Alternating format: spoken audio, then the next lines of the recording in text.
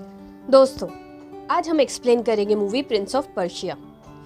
कहानी की शुरुआत होती है एक पर्सिया नाम के एक राज्य से। उसके राजा का नाम शर्मन होता है। राजा अपने भाई निजाम के साथ खुशहाली की जिंदगी जी रहा होता है और वो दोनों एक दिन दौरे पे निकलते हैं। तभी एक लड़का बस उछलता कूदता हुआ सेनापति के घोड़े के सामने आ जाता है। सेनापति उसे खूब पीटता है। तभी उसका दोस्त दास्तान आ जाता है और वो उसे पीटने से रोकता है, लेकिन सेनापति नहीं रुकता। फिर वो सेनापति को सेब फेंक के मारता है, लेकिन उसके बाद पूरी सेना दास्तान को पकड़ने के लिए भागती है और वो एक घर से दूसरे घर जंप करता हुआ भागता है। लेकिन एक टाइम पर वो पकड़ा ही जाता है और सेना उसका गला काटने ही वाली होती है।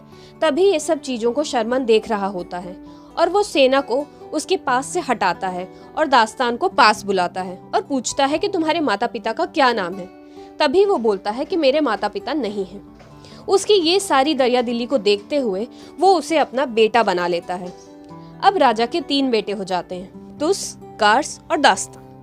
नेक्स्ट सीन में 15 साल आगे का दिखाया जाता है, जहां पर उसके चाचा निजाम उन तीनों को बताते हैं कि होली सिटी एलमेट हमारे साथ हुआ करता था, लेकिन वो हमसे गद्दारी करके हमारे दुश्मनों को काफी हथियार बेचता था। और वो एलमेट पर हमला करने के लिए तैयार हो जाते हैं और हमला कर देते हैं। और उसी दौरान एलमेट की रानी तमीना सेनापति को एक खंजर देती है और उस खंजर को दास्तान ले लेता है सेनापति को हराकर और एलमेट की रानी को कब्जे में करके पर्शिया ले आता है।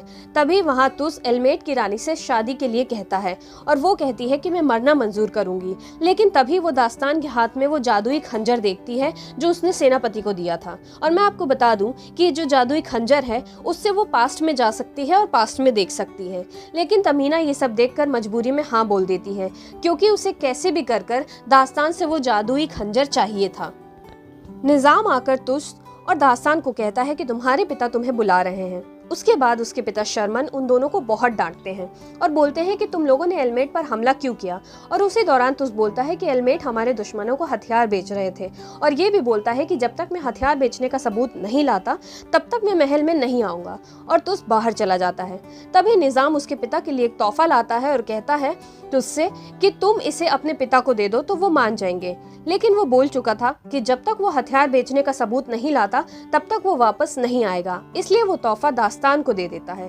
बेसिकली उस तोहफे में एक लिबास था जिसमें जहर था। फिर वो दास्तान अपने पिता को दे देता है लिबास, और जब उसके पिता उस लिबास को पहनते हैं तो उसकी बॉडी जलने लग जाती है। तभी सभी सैनिक दास्तान को पकड़ने के लिए भागते हैं, क्योंकि वो लिबास दास्तान ने ही उन्हें दिया था। तभी तमीना दास्तान को भागने के लिए बोलती है और वो भाग जाते हैं और उसके पिता की डेथ हो जाती है। नेक्स्ट सीन में तमीना दास्तान से उस खंजर को लेने की कोशिश करती है, लेकिन तभी दास्तान से उस खंजर का बटन दब जाता है और वो पास्ट में चला जाता है और देखता है कि कुछ देर पहले तमीना उस खंजर को लेने की कोशिश में थी।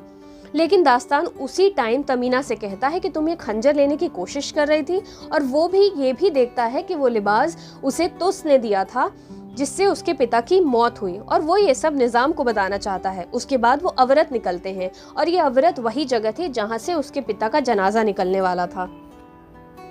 उसके बाद तमीना और दास्तान अवरत की ओर निकलते हैं, लेकिन तमीना दोबारा उस खंजर को लेना चाहती है, इसलिए वो पानी पीने का बहाना करती है और उसी टाइम वो एक हड्डी को उठाकर दास्तान के सर पर मार देती है और खंजर ले लेती है। दास्तान बेहोश हो जाता है, लेकिन जब वो होश में आता है तो वो देखता है कि गुलामों की घाटी के लोग उसके आसपास खड़े होते हैं और उसे बंदी बनाना चाहते हैं। तभी वो बोलता है कि तमीना के पास बहुत सारे हीरे जवाहरात हैं, और फिर वो लोग उसे पकड़ने के लिए दौड़ पड़ते हैं।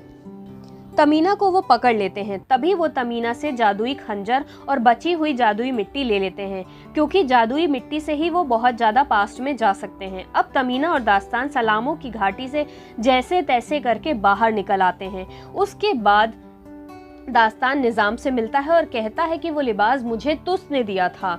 नहीं यकीन आए तो ये जादुई खंजर से देख लो। वो जादुई खंजर को निकालता है, लेकिन फिर से तमीना दगा करके ले जाती है और तभी निजाम को बहुत गुस्सा आ जाता है और वो कहता है कि तुमने हमें समझ क्या रखा है।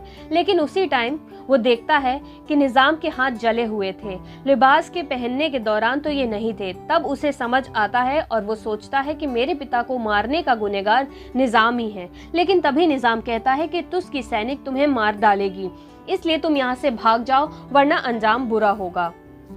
अब निज़ाम दास्तान से वो खंजर लेना चाहता है क्योंकि एक बार निज़ाम ने शर्मन की जान बचाई थी और वो पास्ट में जाकर उसकी जान नहीं बचाना चाहता जिससे वो ही किंग बन जाए। नेक्स्ट सीन में दास्तान तमीना के पैरों के निशान देखते हुए इसके पास पहुंच जाता है और वो जादुई खंजर ले लेता है और पूछता है कि निज़ाम आखिर इस खंजर को क्यों लेना चाहता है।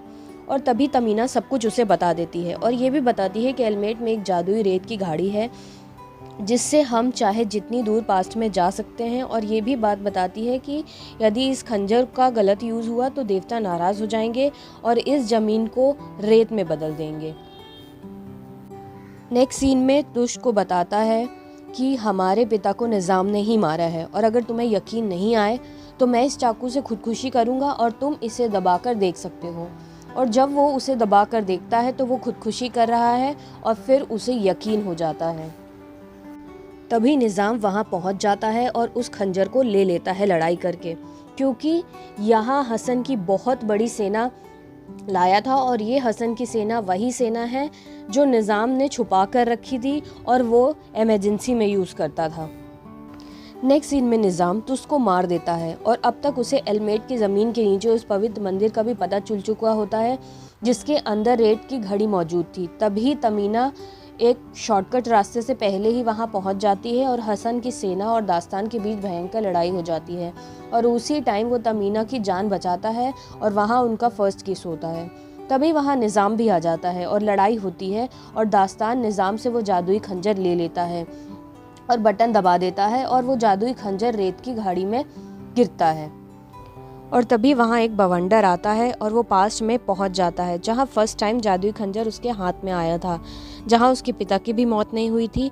उस टाइम में जाकर तो उस निज़ाम को मार देता है क्योंकि वो धोखे से राजा बनना चाहता था और उसके पिता शर्मन दास्तान की शादी तमीना से करा देते हैं।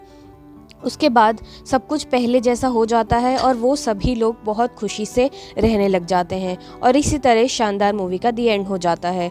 दोस्तों, अगर वीडियो पसंद आई हो तो वीडियो को लाइक करें और हमारे चैनल को सब्सक्राइब करें। Thank you.